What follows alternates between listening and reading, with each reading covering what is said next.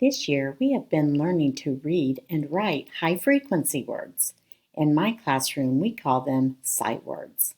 Today, you will be reading, making, then writing sight words. I'm going to make the word like. So I'm going to find the first letter, which I know is L, and I'm going to move the letter tile up to the first box for L. The second letter in like is I, so I will find I and move it to the second box.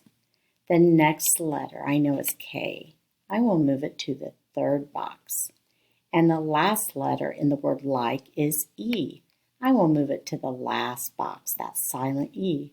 So I have made the word like. Now I will write it. When I'm finished, I'm going to move all the letter tiles back down and make a new sight word. Now it's your turn. Do your best.